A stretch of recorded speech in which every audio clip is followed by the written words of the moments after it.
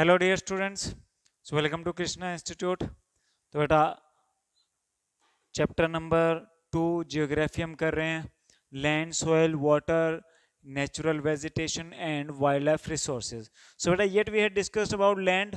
हमने लैंड के बारे में कर लिया, सॉइल, वाटर एंड आज बारी आ गई है natural vegetation and wild life की। ओके, सो बेटा open your book, page number 15, natural vegetation and wildlife. So these both are interrelated, natural vegetation and wildlife. ठीक है, देखो ऑब्वियस सी बात है, अगर जंगल होंगे तो जंगली जानवर भी होंगे, उनका तो वहीं पे ही सारा, उनका फूड वहीं अवेलेबल है, उनके लिए शेल्टर वहीं अवेलेबल है। क्लियर? सो पेज नंबर 15 पे अब पहले तो क्या है, जस्ट क्या स्टोरी गिवन है। Some school children were visiting an exhibition on handicraft. एक स्कूल के बच्चे जो हैं वो किसी हैंडीक्राफ्ट एग्जीबिशन में गए हैं। वहाँ पे उन्होंने कुछ बांस की, बैम्बू की बनी चीज़ें देखी हैं, कुछ जूट की बनी चीज़ें देखी हैं, ठीक है, कुछ सिल्क की बनी चीज़ें देखी हैं, बहुत सारी उन्होंने डिफरेंट डिफरेंट आइटम्स देखी हैं। ठीक है, अब वो क्या है, अब बच्चों के मन में एक क्वेश्चन आया कि how we have obtain these things, हमने ये कहाँ से लिए, कैसे मिली, बैम्बू कैसे हो गया, जूट कैसे हो गया। तो ये सब हमें कहाँ से मिलता है, फॉरेस्ट से मिलता है। ठीक है, जमीन में उगती हैं ये सब चीजें। ओके, अब जैसे आप अगर नॉर्थ ईस्ट में जाओगे तो वहां पे आपको बहुत बांस मिलेगा, सिक्किम में वहां पे बहुत बैम्बू है, नॉर्थ ईस्टर्न पार्ट में। ठीक है, तो अपने मेन बात पे आओ, second para of this topic. Natural vegetation and wildlife exist only in the narrow zone of contact between lithosphere, hydrosphere and atmosphere. ठीक है, देखो लिथोस्फेयर, हाइड्रोस्फेयर एंड एटमॉस्फेयर। ठीक है, ये तीनों आपस में इंटर रिलेटेड हैं, उसी से ही लाइफ सेट होती है और उसको क्या बोलते हैं, बायोस्फेयर। लिथोस्फेयर में क्या होती है, लैंड पार्ट, जमीन कैसी है, कैसा एरिया है, क्या क्या मिनरल अवेलेबल है। हाइड्रोस्फेयर, वाटर अवेलेबिलिटी, कितना वाटर अवेलेबल है, क्या क्या क्वालिटी है वाटर में। एटमॉस्फेयर, हवा कैसी है, कौन सी गैसें ज्यादा है, किस तरह का एनवायरमेंट है। ठीक है, तो इन्हीं से डिसाइड होता है कि वहां का बायोस्फेयर कैसा होगा, यानी वहां की लाइफ कैसी होगी। ठीक है, सो ये इनके, अगर इनका कॉन्टेक्ट पॉजिटिव होगा तो बायोस्फेयर अच्छा रहेगा। अब मान लो क्या है, पानी गंदा है, पानी खराब है, बिल्कुल किसी काम का नहीं है, तो वहां पे फिर अगर चाहे एटमोसफेयर भी ठीक हो, लिथोस्फेयर भी ठीक हो, लाइफ पॉसिबल नहीं हो पाएगी। ठीक है, पानी अच्छा है, जमीन अच्छी है, बट एटमोसफेयर खराब है, ठीक है, एटमोसफेयर में सारी डेंजरस गैसेस हैं, तब भी लाइफ पॉसिबल नहीं रहेगी। Clear? So that we call biosphere. In the biosphere, living beings are interrelated and interdependent on each other for survival. और बायोस्फेयर में क्या है, जो लिविंग गुड्स हैं, लिविंग बीइंग्स हैं, वो एक दूसरे के ऊपर इंटरडिपेंडेंट है, इंटर रिलेटेड है, एक दूसरे से जुड़ी हुई हैं। ठीक है, अगर आपका एक जगह का बैलेंस खराब हो गया तो दूसरी जगह हिट लगेगा ही लगेगा। ठीक है, and this life supporting system is known as ecosystem, और उसको हम क्या बोलते हैं, इकोसिस्टम। अब इकोसिस्टम का मतलब क्या होता है कि अब फॉर एग्जांपल हम ह्यूमन बीइंग हैं, हमारे पास दिमाग ज़्यादा है, हम लोग अच्छा एफिशिएंट काम करते हैं, सोचते हैं, नई नई चीज़ें बना रहे हैं, बट हमने वो नई नई चीज़ें बनाते हुए ये बातें बिल्कुल इग्नोर कर दी कि इनका इफेक्ट किस पे क्या होगा, एनवायरनमेंट पे क्या इफेक्ट होगा, वाइल्ड लाइफ पे क्या इफेक्ट होगा। हमने जंगल काट दिए धड़ाधड़, जंगली जानवरों का सोचा ही नहीं, जंगली जानवर मार दिए इतने, हमने ये नहीं सोचा किस जंगली जानवर का फायदा क्या है। ठीक है, ऑब्वियसली अगर आपने पेड़ काट दिए तो आपके एनवायरनमेंट पे फर्क पड़ेगा ही पड़ेगा। ठीक है, आपके ग्राउंड वाटर पे फर्क पड़ेगा। तो यहाँ पे क्या है, एक दूसरे से इंटर रिलेटेड है। ठीक है, एक दूसरे के साथ तालमेल बनाना पड़ता है। Vegetation and wild life are valuable resource. Plants provide us with timber, give shelter to animal, produce oxygen we breathe. तो वेजिटेशन क्या करती है, वो वाइल्ड लाइफ रिसोर्सेज को क्या एक शेल्टर देती है, give shelter to wild life and give us timber, हमें लकड़ी प्रोवाइड करती है, and provide us oxygen that we breathe, हमें ऑक्सीजन देते हैं पेड़ पौधे जिससे हम सांस लेते हैं, and protect some other and protect soil so essential for growing crops। मिट्टी की क्वालिटी सही होती है जो कि हमारी एग्रीकल्चर के लिए सही है और जिससे हमें क्या मिलता है, फूड मिलता है। ठीक है। Act as shelter belts help in storing of underground water, और जिस एरिया में जितने ट्रीज ज़्यादा होंगे उस एरिया में उतना ही ग्राउंड वाटर लेवल अच्छा होगा। रीज़न ये है, एक तो जब रेनफॉल होता है तो वो बहुत जल्दी बहता नहीं है, रन ऑफ नहीं होता और अब्जॉर्ब हो जाता है। ठीक है। सेकंड ये होता है जिस एरिया में फॉरेस्ट ज़्यादा होंगे तो जो ट्रीज हैं उनकी लीव्स, पत्तों के थ्रू इवेपोरेशन ज़्यादा होएगा, इवेपोरेशन ज़्यादा होएगा तो फिर से वही हाइड्रोसाइकिल के थ्रू वाटर रेनफॉल के थ्रू नीचे आ जाएगा, तो उस एरिया में रेनफॉल ज़्यादा होता है और जो ग्राउंड वाटर लेवल होता है वो ठीक रहता है। और क्या बेनिफिट है हमें फॉरेस्ट का? Give us fruits, nuts, latex, हमें फ्रूट मिलता है, बहुत सारे फल मिलते हैं, नट्स मेवे मिलते हैं, लाइक जो काजू है या बादाम है, all these things. Latex, latex से क्या बनाते हैं हम? रबड़ बनाते हैं। ठीक है। And turpentine oil, gum, medicinal plants and also the paper that is so essential for your studies. ठीक है। गम, चिपकने वाली चीज़ें मिलती हैं। ठीक है। एंड मेडिसिनल प्लांट्स, बहुत सारी दवाइयाँ हैं जो हमें पेड़ों से ही मिलती हैं। ओके। एंड पेपर, पेपर भी लकड़ी से ही बनता है। ठीक है, जो हमारे स्टडी के लिए बहुत इंपॉर्टेंट है। So there are innumerable use of plant that you can add more some more, और बहुत अनगिनत यूज हैं फॉरेस्ट एंड वुड के एंड अदर थिंग्स के। ठीक है। ये तो यहाँ पे कुछ बुक्स में है, कुछ आप भी ऐड कर सकते हो, आपको भी एक्स्ट्रा में पता होंगे कुछ। Wild life includes animals, birds, insects as well as aquatic life forms. ठीक है। वाइल्ड लाइफ में होता क्या है? अब ये वर्ड हम किस किस के लिए यूज करते हैं? इसमें हम लोग वो एनिमल लेते हैं जो अर्थ पे रहते हैं, हम लोग उसमें एक्वेटिक एनिमल्स भी शामिल करते हैं। ठीक है। सो एंड इवन जो हवा में उड़ते हैं उनको भी शामिल करते हैं, मतलब ह्यूमन को छोड़ के बाकी जो भी क्रिएचर्स हैं, ठीक है, like birds, insects, aquatic animal and surface animal, वो सब क्या होते हैं? वो वाइल्ड लाइफ में काउंट होते हैं। So wildlife includes animals, birds, insects as well as aquatic life form. They provide us milk, meat and hides and wool. उससे हमें क्या मिलता है? मिल्क मिलता है, वूल मिलता है, मीट मिलता है, many other things मिलते हैं। Insects like bees provide us honey, help in pollination of flower and have an important role to play as decomposer in the ecosystem। बहुत सारे इंसेक्ट्स क्या है अपने एनवायरनमेंट के लिए, अर्थ के लिए बहुत इंपॉर्टेंट हैं। ठीक है। लाइक बीज, मधुमक्खियां, एक तो वो क्या करती हैं? हनी क्रिएट करती हैं, शहद बनाती हैं। सेकंड, पॉलिनेशन में हेल्प करती हैं, साइंस में आपने पढ़ा होगा पॉलिनेशन। ठीक है, वो पोलर ग्रेन्स वगैरह। तो उससे क्या होता है, अगर मान लो बीज ना हो, मधुमक्खियां ना हो, तो इस अर्थ पे एग्रीकल्चर करना या फ्लावर ट्री ये बहुत मुश्किल हो जाएगा, क्योंकि बीज क्या करती हैं? पॉलिनेशन एक्टिविटीज करती हैं। जैसे यहाँ के पोलर ग्रेन्स को दूसरी जगह छोड़ दिया तो इससे जगह जगह पे बहुत सारी चीजें उग जाती हैं। ठीक है। तो इसी वजह से जो इंसेक्ट्स हैं बहुत इंपॉर्टेंट है। क्लियर। एंड कुछ इंसेक्ट्स ऐसे हैं जो डीकम्पोजर का काम करते हैं। डीकम्पोजर क्या है? मान लो कोई जानवर मर गया तो वो आप देखो वहां पे कुछ दिनों बाद ही वो क्या हो जाता है? ऑटोमेटिकली डीकम्पोज हो जाता है, खत्म हो जाता है। तो उसमें क्या होता है कि कुछ ऐसे इंसेक्ट्स हैं, कीड़े हैं, जो उसको क्या कर देते हैं? खत्म कर देते हैं। Vulture, due to its ability to feed on dead livestock, is a scavenger and considered a vital cleanser of the environment. Vulture एक बर्ड्स होता है, हिंदी बोलते हैं गिद्ध।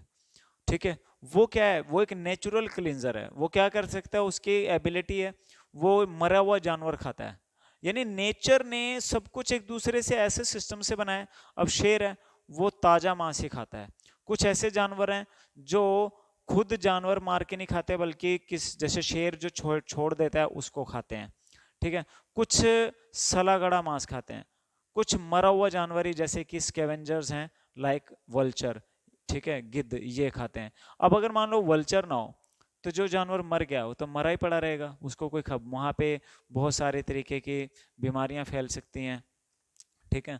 तो इसीलिए नेचर ने ऐसे कुछ डीकम्पोजर भी बनाए हैं, लाइक वल्चर। तो वल्चर जैसे जानवरों का होना भी बहुत जरूरी है, ठीक है, अदरवाइज ये जो क्लीनिंग है ये मेंटेन नहीं रह पाएगी, ठीक है। So animal big or small are the integral or maintaining balance in the ecosystem. अब चाहे जानवर बड़ा हो छोटा हो ये मैटर नहीं करता, सब इकोसिस्टम के अंदर अपना रोल प्ले कर रहे हैं, और ये अर्थ पे जो लाइफ है वो सब की एक दूसरे पे इंटर रिलेटेड है, ठीक है। अब मान लो कल को कोई नेचर में हमने कोई ऐसा जहरीली गैस छोड़ दिया, ठीक है, चलो मान लो वो नीचे तक नहीं आती, ऊपर ही ऊपर रहेगी, इंसान नहीं मरेंगे पर बर्ड्स तो मरेंगे। अगर बर्ड्स भी मर गए तब भी बहुत सारे ऐसे नेगेटिव इम्पैक्ट हैं जो इंसानों पे ही पड़ेंगे, हम पे ही पड़ेंगे, ठीक है, क्योंकि सब कुछ एक दूसरे से कनेक्ट है। अब आता है डिस्ट्रीब्यूशन ऑफ नेचुरल वेजिटेशन, ठीक है। अब हर एरिया में अलग अलग नेचुरल वेजिटेशन है। The growth of vegetation depends primarily on temperature and moisture. तो वेजिटेशन यानी पेड़ पौधों का उगना किस पे डिपेंड करता है? टेम्परेचर एंड मॉइस्चर पे। जिस एरिया में ज्यादा बारिश होगी वहां पे ज्यादा अच्छे पेड़ पौधे होंगे। The major vegetation type of the world are grouped as forest, grassland, shrub and tundras. कितनी कैटेगरी वो हमको बोल रहा है? 4 कैटेगरी। किसकी? फॉरेस्ट की।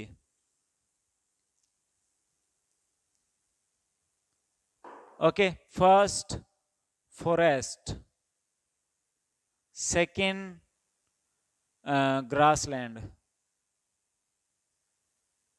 and third shrubs, and fourth tundras, ठीक है। देखो फॉरेस्ट कहाँ होंगे? जहां पे वाटर का मॉइस्चर ज्यादा होगा, यानी कि रेनफॉल ज्यादा होगा, वहां पे क्या होंगे? आपको घने जंगल मिलेंगे, ठीक है। ग्रासलैंड, ग्रासलैंड आपको मिलेंगे जो घास के मैदान है, जहां पे क्या है कि बड़े बड़े जंगल तो नहीं है, ठीक ठाक मॉइस्चर है, वहां पे ग्रासलैंड मिल जाएंगे। श्रब, झाड़ियां, जहां कम पानी होता है, जैसे डिजर्ट एरिया है राजस्थान जैसे, वहां पे आपको क्या मिलेंगे? श्रब, झाड़ियां। टुंड्रा, जो हाई एलिवेटेड एरियाज हैं, हाई एल्टीट्यूड, जैसे माउंटेन एरिया है, बर्फ पड़ती है ज्यादा, वहां पे आपको टुंड्रा फॉरेस्ट मिलेंगे। वो यहाँ पे जो पेड़ होते हैं वो ऐसे कोन की शेप में होते हैं, ठीक है।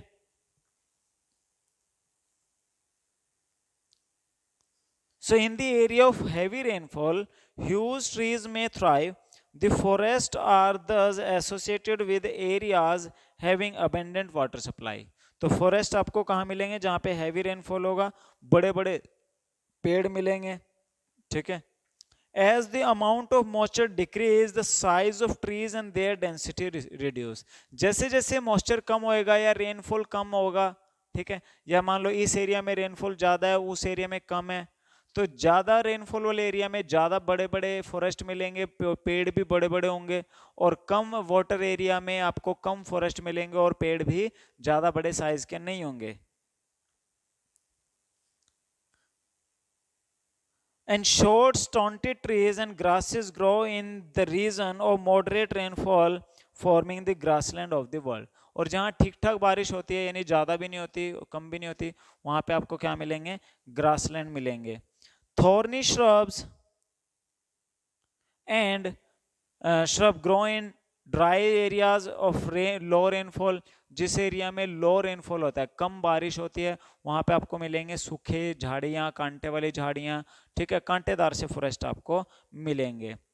In such areas, plants have deep roots and leaves with thorny and waxy surface reduce loss of moisture through transpiration. अब जिस एरिया में जो ड्राई एरिया है, जो वहाँ पे आपको थॉर्नी फॉरेस्ट मिलेंगे, उस एरिया में जो आपको वेजिटेशन मिलेगी वो कांटेदार होएगी, या ऊपर ऐसे एक वैक्स टाइप का यानी मोम सा लगाएगा हल्का हल्का, जिससे कि क्या होगा? उसका जो पानी है वो उड़ेगा नहीं जल्दी, ठीक है, इवेपोरेशन जल्दी नहीं करते वो वाले पेड़ पौधे, ठीक है, इसीलिए उनको कम पानी में ज्यादा यूज हो जाता है। Tundra vegetation of cold polar region comprise of mosses and lichens, ठीक है। और आपको जो टुंड्रा एरिया है वहां पे आपको कॉनिकल ट्रीज मिलेंगे। Today there are many more people in the world than there were 2 centuries बैक। अब आज जितने लोग हैं, ठीक है, 2 सेंचुरी पहले यानी 200 साल पहले उतने लोग नहीं थे। To feed the growing number large area of forest have been clear to grow crop. अब आज की जितनी पॉपुलेशन है उस पॉपुलेशन के खाने की डिमांड पूरी करने के लिए ज्यादा जंगल काटने पड़ रहे हैं।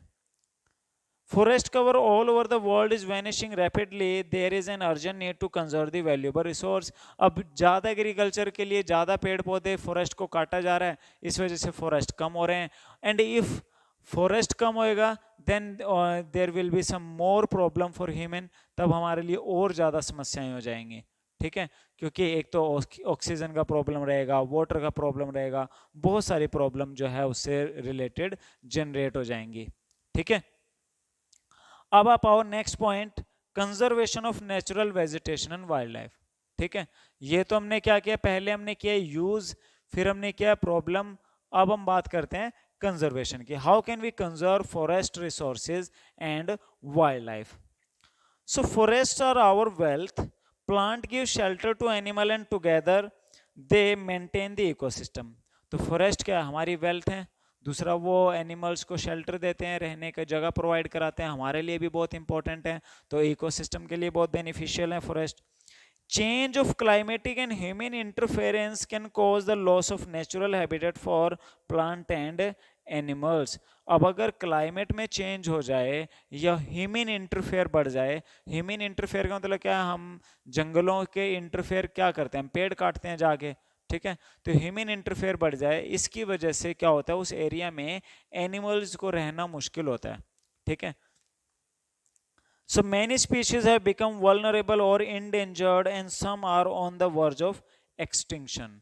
तो इसी वजह से क्या हो गया, बहुत सारी एनिमल स्पीशीज जो हैं वो इंडेंजर्ड हो गई, यानी खतरे में आ गई हैं। ठीक है, एंड कुछ तो क्या है, on the verge of extinction, यानी कि लुप्त होने की कगार पे आ गई हैं। बहुत सारे जानवर तो ऐसे हैं जो लुप्त होने के कगार पे आ गए हैं। ठीक है, लुप्त होने का मतलब, एक्सटिंक्शन का मतलब होता है बिल्कुल खत्म हो जाना। जैसे डायनासोर पहले एक जानवर होता था, but now that is extinct, अब वो पूरी तरह एक्सटिंक्ट है, वो कहीं पे पाया जाना पॉसिबल ही नहीं है ही नहीं है। ठीक है, एक डोडो नाम का पक्षी होता था, मुर्गे की तरह होता था, अब वो भी कहीं नहीं मिलेगा। बहुत सारे ऐसे जानवर है जो क्या हो गए, एक्सटिंक्ट हो गए। Deforestation, soil erosion, constructional activities, forest fire, tsunami and landslide are some of human and natural factor which accelerate the process of extinction of these resources. ठीक है, तो बहुत सारे ह्यूमन एंड नेचुरल दोनों फैक्टर हैं। ठीक है, लाइक सॉइल इरोजन, डिफोरेस्टेशन, पेड़ काट देना, ठीक है, tsunami, landslide and wild life fire. ठीक है, क्योंकि क्या होता है, फॉरेस्ट फायर्स होते हैं, जंगलों में आग लग जाती है। जैसे आप भी, आपने कुछ दिनों पहले सुना होगा, ऑस्ट्रेलिया के जंगलों में आग लग गई थी। ठीक है, आपको पता नहीं होगा बच्चे, ऑस्ट्रेलिया में अभी कुछ टाइम पहले जंगलों में आग लग गई थी। इतना मतलब बहुत डेंजरस सिचुएशन था, अराउंड 1 बिलियन एनिमल्स जो है उसमें जल गए। 1 बिलियन का मतलब समझते हो, 1 अरब जानवर उस ऑस्ट्रेलिया वाली आग में, जो ओनली ऑस्ट्रेलिया के जंगलों में लगी थी, 1 अरब जानवर जो है उसमें हिट हुआ है। या तो वो जल के मर गया, ठीक है, या फिर वो दिखा नहीं है। तो आप सोचो कितना डेडली सिचुएशन है। ठीक है, तो ये कुछ फैक्टर्स हैं। अब हालांकि वो आग चलो इंसानों ने नहीं लगाई थी, वो नेचुरली गर्मी की वजह से लग गई थी, बट नुकसान तो हुआ है। One of the major concern is the poaching which result in a sharp decline in the number of particular species। और बहुत सारे ऐसे रीज़न है जिसकी वजह से कुछ पर्टिकुलर स्पीशीज जो है वो कम हो रही हैं। जैसे कुछ जानवर हैं, मान लो हाथी है, हाथी का जो दांत है वो बाहर वाला, वो बहुत कीमती होता है, तो उसको लेने के चक्कर में बहुत सारे हाथी मर रहे हैं। ठीक है, बहुत सारे ऐसे जानवर हैं, जैसे एक कस्तूरी हिरन होता है, डियर, कस्तूरी डियर, उसमें क्या होता है, कस्तूरी नाम का एक उसका पार्ट होता है जो खुशबू होती है उसमें, तो वो निकालने के चक्कर में बहुत सारे वो हिरन मार दिए जाते हैं। ठीक है, और शेर चीते भी मार दिए जाते हैं। तो ये क्या है, ये बहुत सारे ऐसे रीज़न है जिसकी वजह से बहुत सारी स्पीशीज जो हैं आज खतरे में आ गई हैं। So the animal are paused for collection and illegal trade of hides, skins, nails, teeth, horns as well as feathers. तो उनकी स्किन, उनके टीथ एंड नेल्स, फीदर्स यानी कि उनके ऊपर जो फर होती है, उसके लिए बहुत सारे जानवर जो हैं वो मार दिए जाते हैं. Some of these animals are tiger, lion, elephant, deer, black buck, crocodile, rhinoceros, snow leopard and ostrich and peacock. तो ऐसे बहुत सारे जानवर है, गिनती नहीं है. यहाँ पे कुछ नाम आपको मेंशन किए हैं वैसे उसने, ठीक है. And these can be conserve by increasing awareness. अब इनको हम बचा कैसे सकते हैं? अवेयरनेस बढ़ा के, लोगों में अवेयरनेस बढ़ाएं भाई, दीज आर ऑल्सो इंपॉर्टेंट, ये जरूरी हैं, ठीक है. नेशनल पार्क, अब गवर्नमेंट ने भी इनके लिए कुछ स्टेप्स किए हैं, लाइक नेशनल पार्क, ठीक है, and wild life sanctuaries.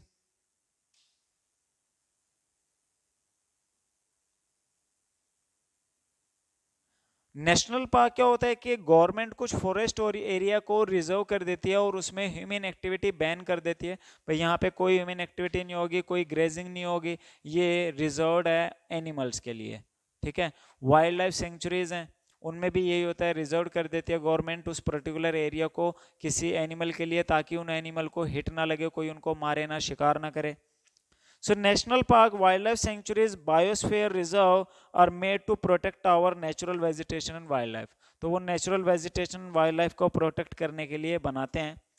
Conservation of creeks, lakes and wetland is necessary to save the precious resource from depletion. इसी तरह बहुत सारी lakes हैं या wetlands हैं, बहुत सारी land है जहाँ पे कुछ special तरीके के vegetation मिलती है, तो उनको protect करना बहुत necessary है, ज़रूरी है. There is a balance in environment if the relative number of species is not disturbed. तो क्या होता है कि वैसे तो इस पूरे नेचर में एक बैलेंस है, सब एक दूसरे पे डिपेंडेंट है, ठीक है.